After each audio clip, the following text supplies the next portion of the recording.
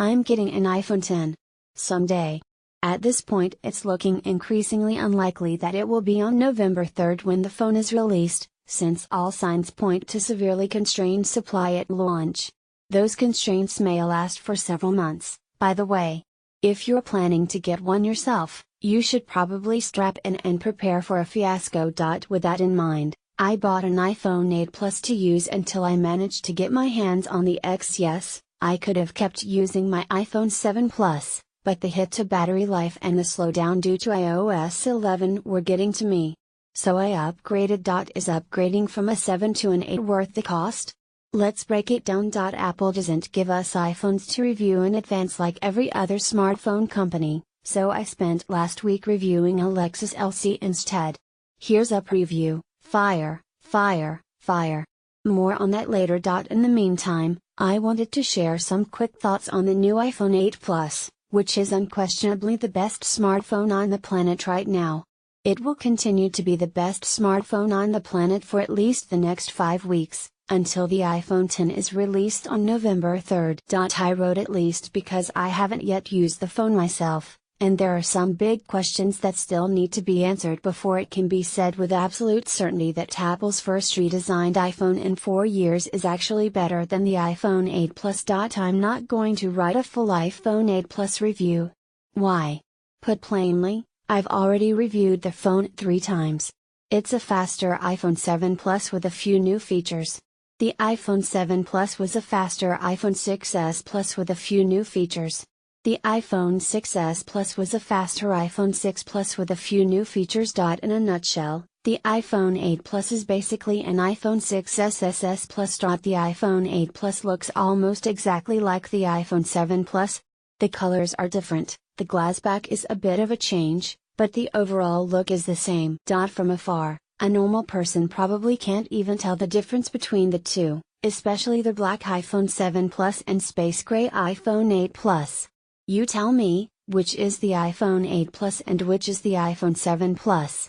Thanks to the glass back, internal wireless charging coil and a few other changes, the 8 Plus is a bit heavier than last year's model.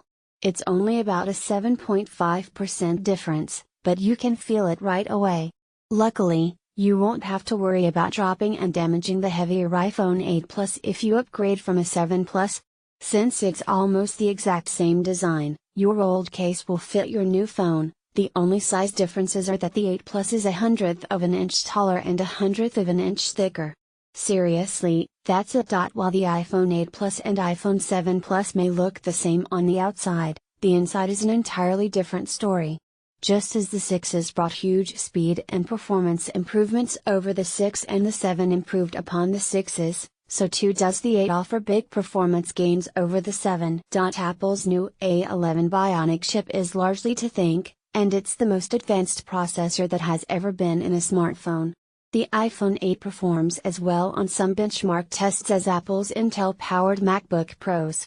Nothing else on the planet can touch the A11 right now, and I doubt the next generation Snapdragon processor that will power 2018's Android flagships will be a match for it either. Apple's new iPhone 8 Plus also has the best camera that has ever been packed into a smartphone.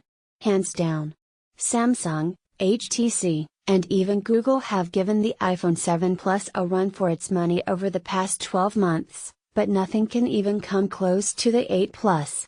Don't take my word for it. Check out the reviews from professional photographers. I've had the iPhone 8 Plus for 5 days now.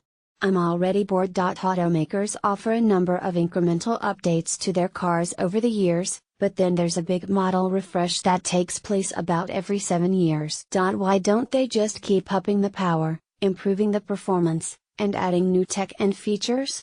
Because people get bored. They want new designs.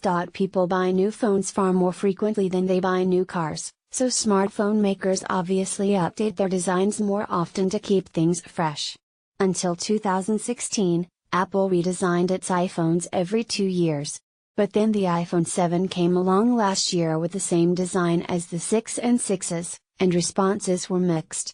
Now, in 2017, Apple has reused the same design for a 4th consecutive year. Anecdotal evidence suggests early iPhone 8 and 8 Plus sales have been far slower than earlier models, and the design certainly could be a contributing factor. This would be like having Toyota waiting 14 years in between Camry refreshes. People want new designs in addition to new features and performance improvements, and that's why so many Apple fans are waiting for the iPhone X. For the first time in 4 years, it's a new iPhone that actually looks new. If you're an iPhone 7 or iPhone 7 Plus user, my